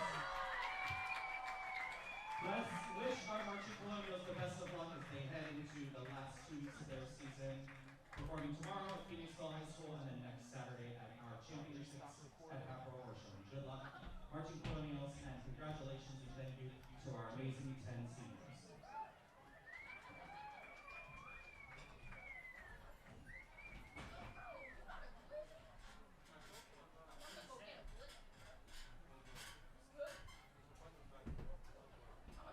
I don't know if Bull's coming back up to take him or. Alright, y'all are good to start. Alright, we'll wait a little bit. We'll start in 2 minutes.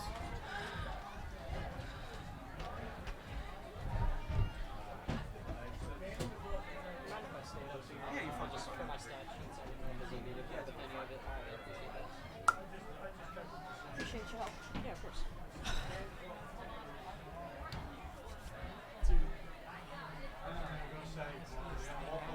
So we're doing fitness fresh. We're out on the turf and we're doing like this relay thing.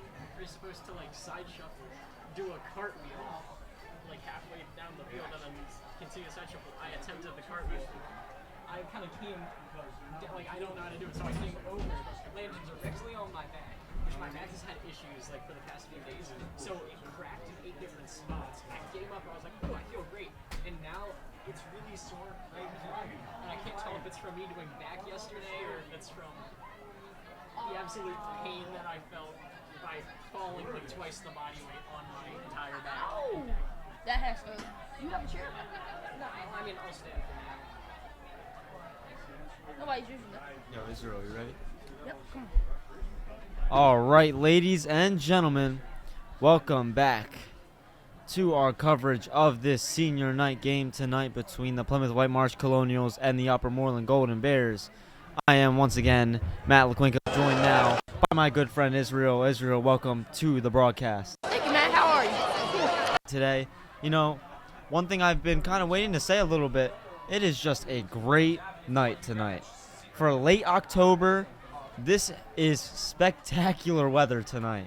Especially, I think it's especially a good day for the Colonials with score being 21-0. Yep. Just a dominant first half from the Colonials. 2 touchdowns for Everett Baker, 1 on the ground, 1 through the air, and 1 long 54-yard touchdown for Nazai Boggs, his signature long touchdowns. However, as I've seen while spectating, Zion Akimbo for Upper Moreland, his performance has been great so far. He's been pretty much their best offensive piece tonight. An interesting storyline, though, that we're going to be following, and I'm very interested to see. Starting quarterback for the Golden Bears, Alex Foley. Alex Foley, the starting quarterback for Upper Moreland, went down at the end of the first half. He was limping off the field, and they brought in their freshman quarterback, David Adamski. Oh, wow. So we're going to see who comes out, whether it's number 5 or number 11, under center for Upper Moreland, and that is going to change the way that this game goes tonight. Oh, yeah. Both teams wrapping up their warm-ups. We are ready to go up here. We are ready to get it kicking and rolling for the second half. Yes, sir. I don't know about you, Matt, but I'm pretty excited. I'm pretty hype as well. I'm thinking maybe it's possible that Upper Moreland can make a comeback. We'll definitely see. I mean, of course, they're more than capable. They're 4-5. I mean, their record maybe doesn't show how hard of a fighting team that they really are. Right. Obviously, it's going to be tough because PW is that good. Oh, yeah. Being 7-1 now, looking for win number 8 on the year.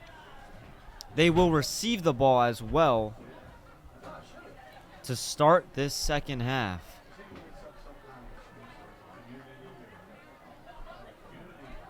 So we'll see what Coach Dan Chang does to start this second half. Whether that's just pounding the ball with the run game. I mean, they were throwing it quite a bit in that end of the second quarter there. So we'll kind of see what they go with here. So, Matt, who do you think they're going to bring out? Or you think they're going to bring out David Aminsky or Alex Foley? I mean, that's really a tough question. I'm looking at the sideline right now. I can't really see either of them. I'm trying to see who's there. If you look there right at about the 47-yard line, it looks like number 5, David Adamski, is talking to the head coach or his offensive coordinator. I think that he may be coming to start the second half right now. I'm leaning towards it. Teams line up on the wrong side of the field there. So they'll switch halves.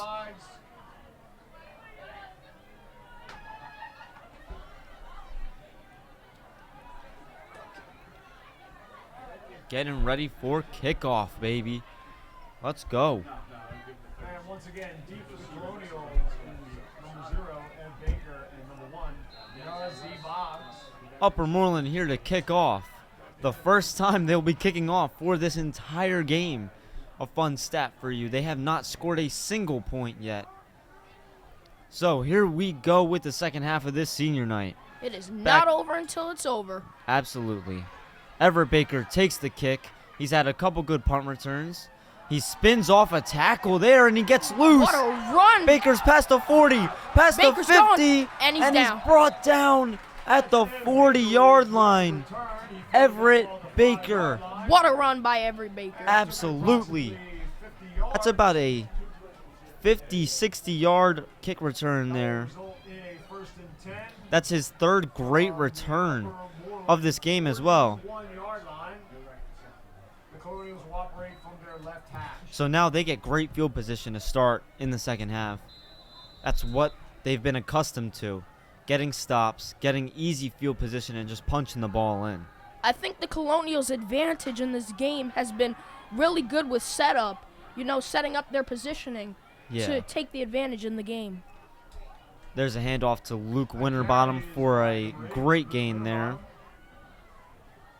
That run will go for about 8 yards. They're going to give him 8 yards. It'll be second and short coming up here. Ball is spotted. It's amazing that Luke Winterbottom is still able, Bring up a second and 20. after that recovery.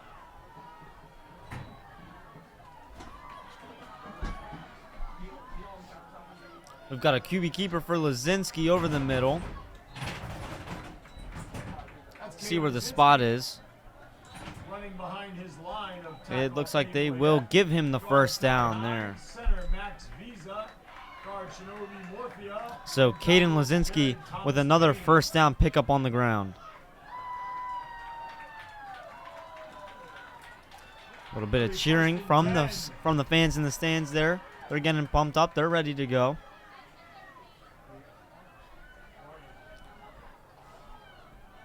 They've got Nazai Boggs out to the left of Lazinski. Winterbottom in the backfield. Motion Boggs, handoff over the middle to Winterbottom. He's fighting forward. Winterbottom fights Pickup of forward 2. about 2 yards.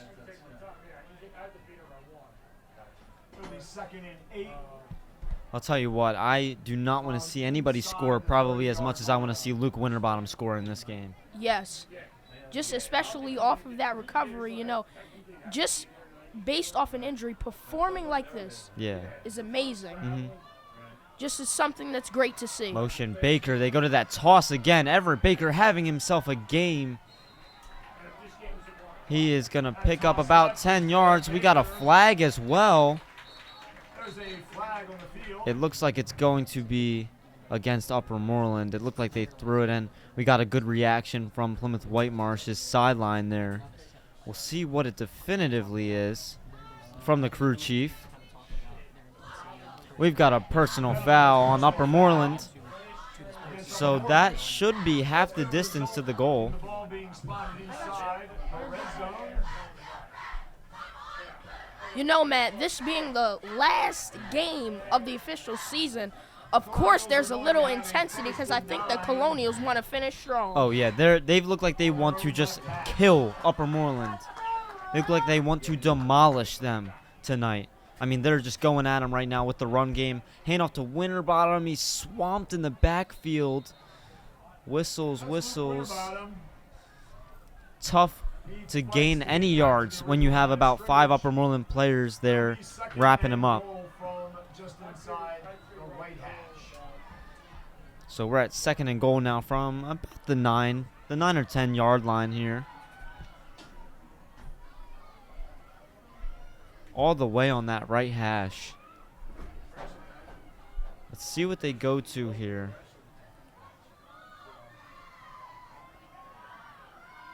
They motion Boggs. Lazinski's looking. Wow, that was actually a great play design there. I didn't even see the option pitch there. Everett Baker did pick up a couple yards, though. I did not even see that. That was great play design there. Yeah, neither did I. What a setup. Yeah, that was great. That's going to be third and goal from the left So hash. third and goal now from the 8-yard line. Snapping another toss. This time to Boggs to the outside. He has the corner, and he is going to walk into the end zone. It is his second touchdown of the game on his senior night. And Plymouth Whitemarsh now taking a big lead. A chance to put this game out of reach. I'm going to go out on a whim here and say that Nazi Boggs just wants to finish strong. Yeah. He wants to finish out the season strong with him having 2 touchdowns so far, if I'm correct. I mean, he is the centerpiece of this Colonials offense.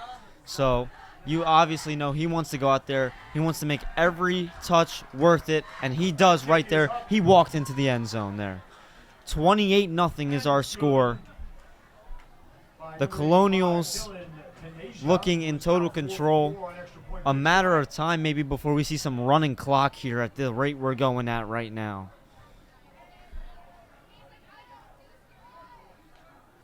Man, what a game so far with great performance from Everett Baker and Nazi Boggs. Yeah. They've both looked great tonight. Cheerleaders, great job. I mean, Everett Baker is now, this is his second really great week in a row. Last week he had 4 touchdowns versus Wissahickon. 3 were on the ground, and he had a punt return touchdown.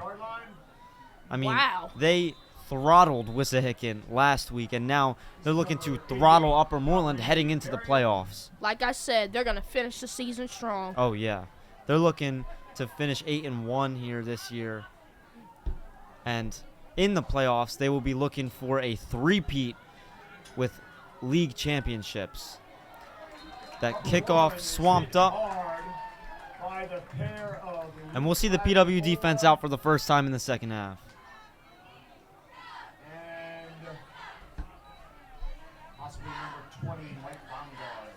Got a little sideshow going on from the cheerleaders. Oh, yeah. Gotta love the Plymouth Whitemarsh cheerleaders. They just make this game so much better, really. Unfortunate that we don't get a full student section tonight. Yeah. Because it's been such a blowout. A lot of those fans left at halftime. But a great crowd tonight for the Colonials nonetheless. You know, I think normally people assume outcomes. Yeah. This is definitely a game where we're assuming an outcome. You see there, PW's defensive line jumping all over the rush there. The result of the play is a loss of 1. It's going to be just a short loss there. Second and 11. I think PW is just doing everything correct to start this second half. They look great right now. And I'm just going to say it does not look good for Upper Moreland. Not at all. But there's always a but. And there is always a but. It could get better. Not to mention, we do have freshman quarterback David Adamski out. So Alex Foley, excuse me, there's an interception. Marcus Lafredo. Oh! What an interception by Marcus Lafredo. He read that pass like a book. Oh, man. Where's the flag? It's over the middle of the field by the line of scrimmage. We'll see what it is. It's going to be a hold on Upper Moreland. That penalty declined. Marcus Lafredo, the highlight of his day.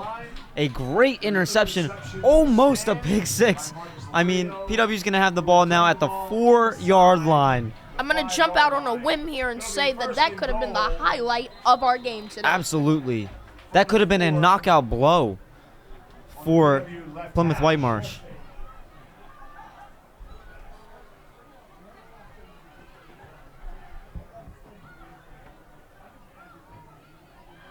So Plymouth Whitemarsh now at the 4-yard line. They motion Chase Rorick to the outside. Hoping to create an opening chance. There it is. Oh, man, reaching for the goal line. It's going to be just short. Trying to get that Luke Winterbottom touchdown. I believe they're going back to him. He wants it. He wants that. And getting back to what you said, Matt, I don't want to see anybody score. I don't. I mean, it's such a feel-good story for him. Yeah.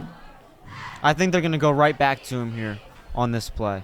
They've got him in the backfield, stacking the box. Hand off to Winterbottom. And it's good. He dives in. No doubt about it. He is inevitable. Luke Winterbottom, a wrecking ball on the line of scrimmage. And in 2 plays, another Plymouth Whitemarsh touchdown. You know, just to see how passionate Luke Winterbottom is to make such a recovery and perform like this, it's a great thing to see, Matt.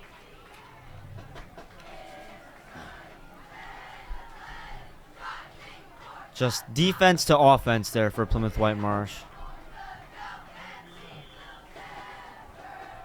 score is 35-0. Is good. The result is PW leads this football It's game getting out of hand here. 5-0. Upper Moreland, I mean, they already looked not great with their starting offense. They then lost Alex Foley.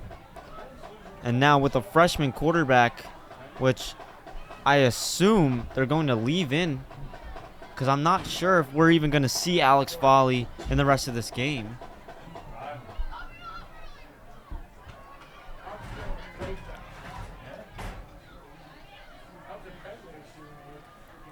Nuri Baryoun to kick off. This performance from the Colonials, man, is just astonishing. This is going to be, if it holds, about the 4th week in a row where we've seen just a PW domination. And it really gives you a lot of hope for them in the playoffs this year, because they have looked good. I think they look better than they did last year, obviously. Oh, man. Breaking free. Jameer Williams. Down the field. He's going all the way, and it's going to be good. Wow. Kickoff return will go all the way back. That is an 85-yard kick return touchdown. What a run from Jameer Williams. No, just as we were talking about Upper Moreland pretty much being out of this one, they give us a strike of lightning to get on the board. Yep. An 85-yard rushing, or not rushing touchdown, excuse me, kickoff touchdown, kick return. And just like that, Jameer Williams puts his team on the map. Finally on the board. About Finally. 2.5 quarters into this game. Again, that was number 9, Jameer Williams. And it is good. The extra point is good. 35-7 is our score currently. Plymouth Whitemarsh still with a commanding 4-score lead tonight. Thank you to all the fans for both Upper Moreland and So now High it's up to School. Plymouth Whitemarsh to answer right back. Of the football program, the cheerleaders and the band is greatly appreciated. Thank you to all of you from all of us here at PW.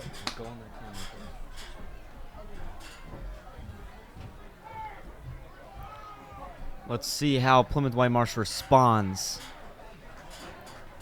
Just an explosive play there from Jameer Williams, the junior wide receiver defensive back. So out to kick it off for Upper Moreland is number 85, Luke Sword. Both the kicker and the punter for this squad. Kicking off after their touchdown. Back again is number 0, Field, and their offense probably telling them that they need to get a stop here to really start to kind of change the momentum to go their way, because PW, as we know, can literally run away with it here with that 3-pronged rushing attack they have with Winterbottom, Baker, and Boggs. But Lazinski has Winterbottom in the backfield. They go to that toss. Baker to the outside. He has room. A nice rush. Some PW sideline members calling for a horse collar. Looked like he got 9 or 10 there. It appears to be very close to a first down. And They're going to give him the first down. for the Colonials. So a nice rush there by Baker. The chains will move up to the 35-yard line of PW. PW at the 35. Looking to make a statement back at Upper Moreland, who had their shining moment there with that kick return. Needless to say, I don't think the Colonials are going to let that slide. No, dropping back is Lazinski. He's going to fire downfield to Boggs, who got the perfect comeback route there. That's about a 20-yard reception. A great grab there by Boggs. Territory. It'll be first and 10, continuing from the left hash.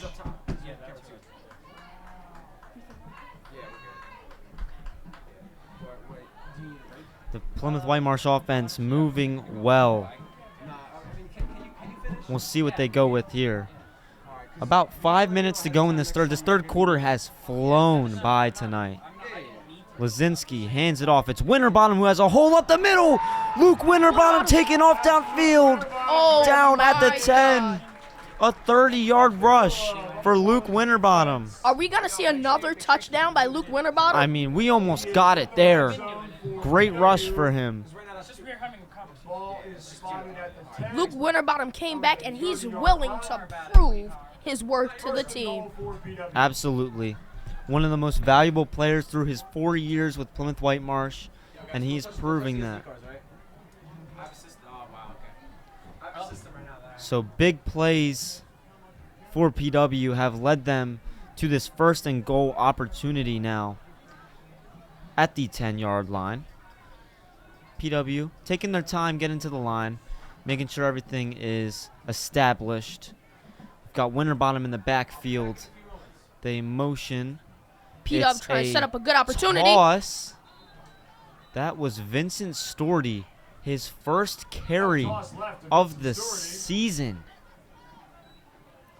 So a senior gets his touch on senior night. Trying to change it up a little bit, see what they can do with some other pieces. Yeah. Not a bad attempt there at all. But it did go backwards.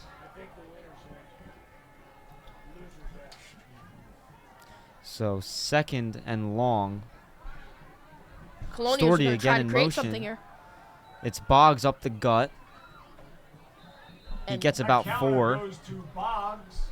Yeah, I think it's really hard to get through when you have 4 Upper Moreland on you. They're doing a good job stuffing the inside there.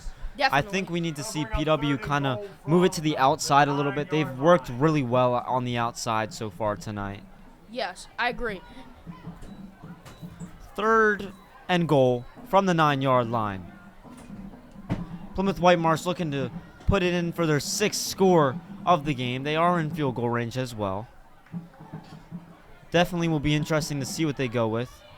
Lazinski, play action, rolling out. He's under pressure. And he's sacked. Oh, man. He just could not get the ball out. That was number 30, Daniel Lewis, with the big sack there. They're going to go backwards about 15 yards. Not how you want to end that possession. But the Plymouth Whitemarsh offense is still out there. So no kicking, no field goals for this team. They want touchdown, touchdown, touchdown.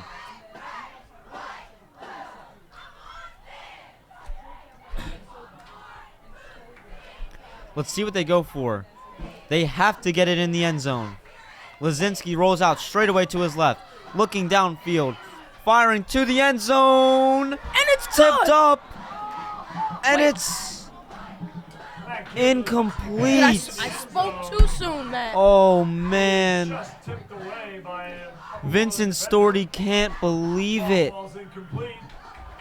That would have been his, I believe, his first career touchdown as a varsity member. It was tipped right there for him. Just through there. his hands. And that's not what you want to see on a senior night, obviously. And you got to think how he must feel after Yeah. losing, how he could almost had his first touchdown as a varsity player. Man. Upper Moreland goes power I. Upper Moreland with a rush there. Not a big gain.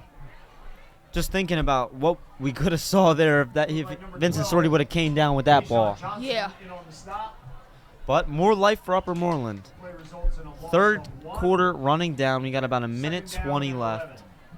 With the score being 35-7. Still with the freshman quarterback, Adamski, out there. Upper Moreland's going to take this one. It's another handoff up the gut. That one's going nowhere. You know, I think on both sides, they've tried to do handoffs and it didn't work so well. Yeah, definitely. I mean, nothing's really worked well for them. Right. Besides kick returns. Right. nothing's really worked well for Upper Moreland. So already a 3rd and 11 for Upper Moreland. I mean, they've had the ball for about 35 seconds. I don't think they're really, at this point in the game, looking to push tempo, push the ball downfield, and score quick. With 25 seconds. We'll see what they run here. This may be the last play of the 3rd quarter. Another handoff on 3rd down. It's number 25, Francisco Maglio. That 3rd down run. And that rush will bring us to the 4th quarter coming up. Plymouth Whitemarsh in full command. 35-7 is our score. And they're looking to close out this senior night game. They're looking to close it out, and they're looking to finish strong. Yep. We'll see if they punt it here. I mean, I assume they'll punt it. Right. I can't imagine them going for it. 35-7.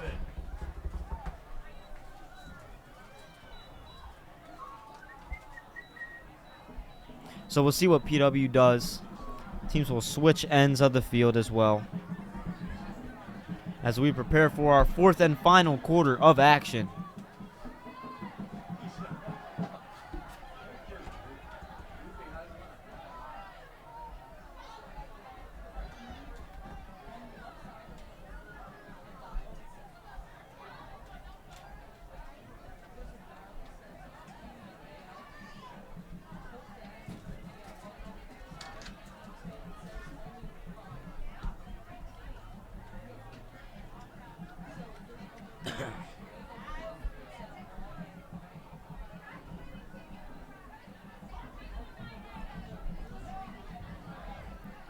Upper Moreland is back to punt.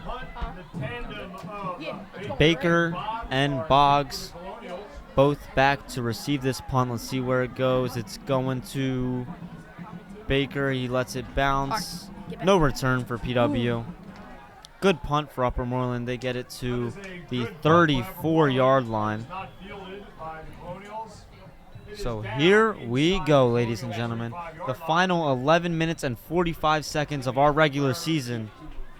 Hoping to see a fire from Upper Moreland this half. We're going to see. Ball's in the middle of the field. It'll be 1st and 10. We actually have, so here's your white flag here from PW. The backup offense is currently in. We've got number 18, I believe. Number 18, Micah Thompson at quarterback. He gives it up to number 24, Will Fahy, who rushes it there. That carry by Will Fahy results in a no gain. I apologize. That results in a short 2. So a short gain there on 1st down. This backup offense we've seen a lot of this year. A lot of good stuff from these PW backups. It gives you a lot of hope. They motion. It's a toss to the outside. That's number 20, Mikey Bongard. He has been, in my opinion, now I've watched a lot of Plymouth Whitemarsh this season. Mike Bongard has been probably the best bench player for them this year. Wow. He has multiple touchdowns. I think he has 3 touchdowns this year. He's been great. So pretty much, Matt, what you're implying is that Mike Bongard is a spike off the bench. He is next up for Next Plymouth up. Whitemarsh. Coach Chang obviously loves him. He goes to him so much. We'll see what they go with here. 3rd and 4.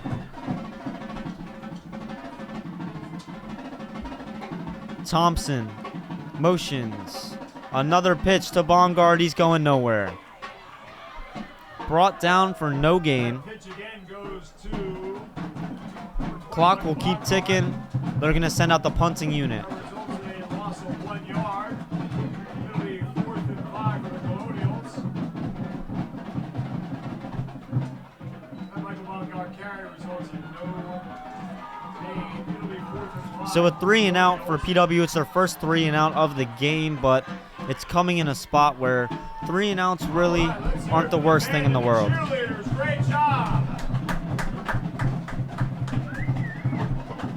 What an amazing performance tonight from the band and the cheerleaders, Oh, I'd yeah. say. The Marching Colonials did a great job tonight, as they usually do. As usual, cheering their team on. PW calls timeout there, trying to milk the clock. It was funny, a couple of the PW starters were down on the sideline, just kind of chilling on the bench, and Coach Chang just yelled at them all to get up off the bench. So that tells you how much Coach Chang really cares about his team's image there. He wants them to be ready to go. Ladies and gentlemen, please listen carefully as this is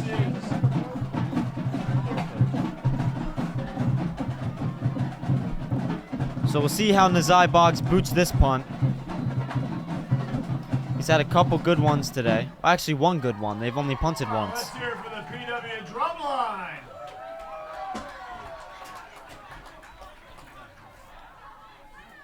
This number is the winning ticket for tonight's 50-50.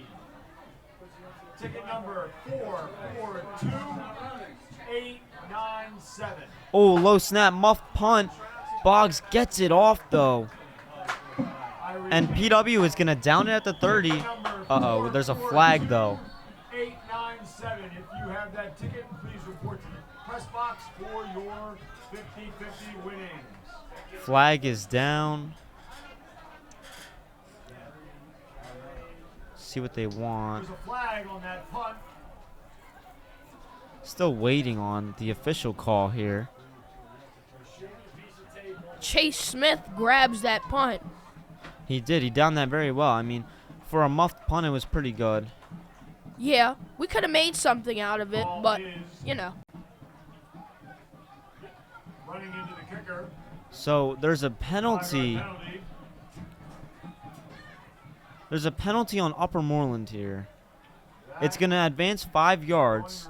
So it's 4th and 1, or 4th and inches about. Or no, is it a first down? We've got a lot of confusing instructions on the field right now. We've got 4th down marked on the sticks, but a first down given. So it'll be 1st and 10 again. But we are, there we go. We're rocking with the first down for the Colonials. They keep that drive alive. A mistake from Upper Moreland. Yeah. Sloppy football. Quarterback is number 18, Micah Thompson. And he hands off. That is a rush to number 24. That is Will Fahey. It's his second rush of the game.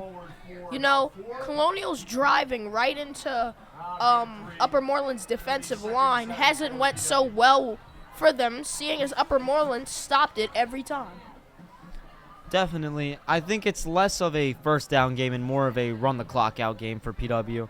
100%. Obviously, they don't want to continue scoring because sportsmanship, you know. I'm sure Coach Chang would love to score 60 points Right. on an Upper Moreland team that clearly is not to their level. With 7 minutes and 44 seconds on the clock, looks like Colonials are trying to run the clock down, as you said, Matt. They will pick up a penalty, though. False start there. So that hurts them a little bit.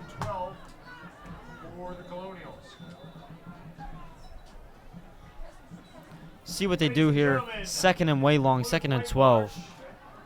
That entered this game with a 7-1 record is currently the 4 seed in the PWHS 5A football standings.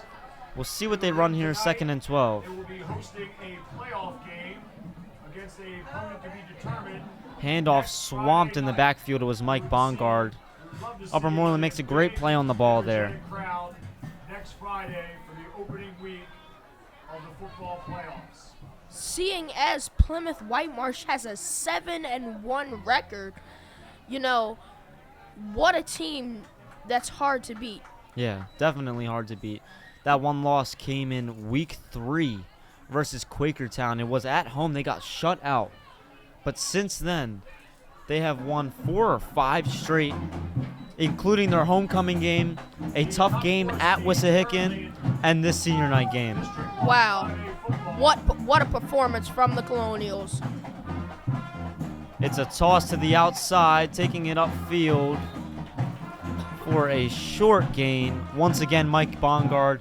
Like I said, Coach Chang loves Mike Bongard. Forward for about 6 yards. The result of that play will bring up a 4th and 9 from the PW 45-yard line. Nazi Boggs is going to come in the game. Out to punt it.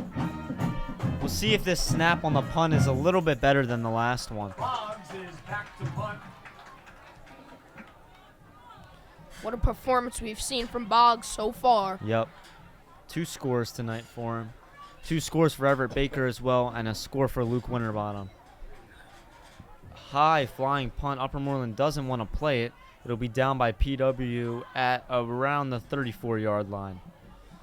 Not a bad punt for Nazai Boggs there. Not at all. That punt will not be returned. It is down by the Colonials. You know, I agree with your previous statement, Matt. We're playing to run the clock. I don't really think we're playing to score at this point. No reason to have these guys go out there potentially hurting themselves, getting into trouble on the field. You have a potential home playoff game next week. It'll be the 4 seed. That is a huge game. You can't risk anything here. It's a good call by head coach Dan Chang there. Take a look at the band. They're getting in rhythm. Handoff for Upper Moreland. That is number 21 there. That's Thomas Carr, senior, with the rush. Short rush. Resulting in a 2nd and 8.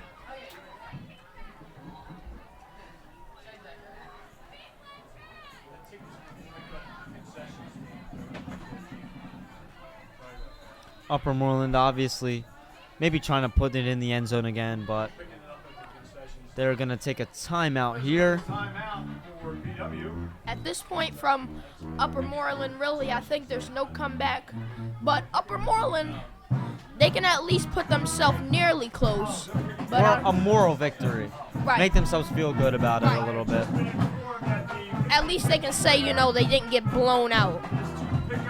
Definitely.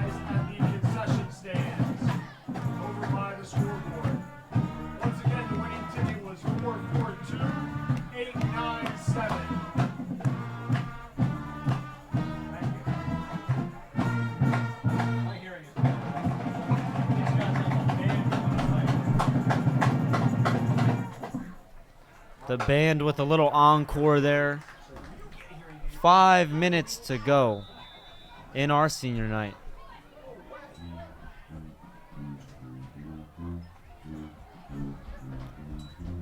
Upper Moreland, excuse me, drops back, deep bomb, and it is knocked away by number 3, Isaiah Bainbridge. He honestly had a chance to intercept that. Yeah. Went for the team play. If you take a look at the scoreboard, we got running clock because of the lead here. No, I thought that was going to be an interception, I Matt, did as but well. It was looks like it went all the definitely ways. underthrown ball there. But Plymouth White Marsh, obviously, you know, make Upper Moreland run the plays, or you know, don't make your offense run the plays. Get them tired and hurt. You know, Right. For PW, this is about a lot more than just tonight's senior night. Yeah. Because they have more games coming up. And I think, oh wow, a trip and fall from the Upper Moreland running back. Anyway, PW has, I think, a great chance in this playoffs. I think they're going to make a deep playoff run this year. Yeah. It seems like we got a trip and fall from Thomas Carr on the Upper Moreland team. I know he's got to feel bad about that one. Upper Moreland going to punt it away, so we'll see the starting special teams unit. Everett Baker and Nazai Boggs back to return. Baker has already had 3 great returns tonight. Marching band, a lot of energy tonight. Led by Tilly McLaughlin. Booming punt for Upper Moreland. It drops. Oh, a nice punt there. That's a good punt by PW. To the 23-yard line. All the way down inside PW's 25-yard line. 3 minutes to go. Where PW's offense will take over first and 10. This band is really fired up tonight.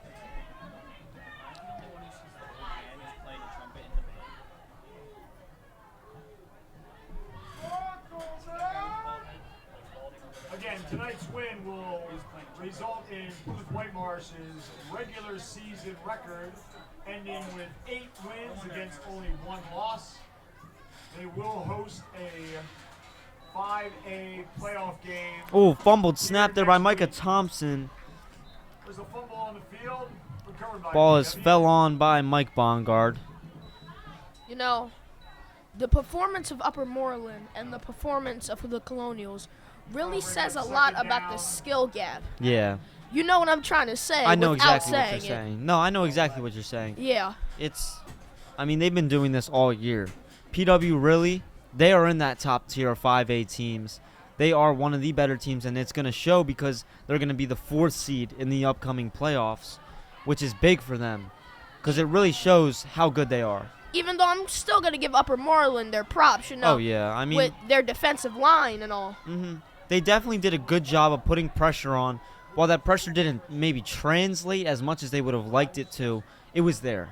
Yeah. You know, they can't say they didn't try. They did definitely try, and they did a good job. Yeah. They just didn't execute where they needed to. Yeah, it just wasn't enough to, you know. Yeah, push them over the edge. Come out crazy. Get them in on this upset game. alert. Yeah. We're going to have an injury timeout on the field. Upper Moreland player down. It'll still be 3rd and 11. 3rd and long coming up. Down to 2 minutes in this one. So just about on our way to a Plymouth Whitemarsh win tonight. And just, again, what an outstanding performance for them on their senior night as well. 2 different seniors with touchdowns tonight. They're 2 probably, in my opinion, their most valuable seniors, Nazai Boggs and Luke Winterbottom. Don't forget senior Anthony Iannozzi, who's also a captain, had an interception tonight. His 2nd of the year. And their 4th captain, Ty Hines, of course, a great performance as always from that captain of the offensive line. We're going to see one of the Upper Moreland players down. Just waiting for a trainer to get them up. We can resume play. Round of applause for our Upper Moreland injured bear.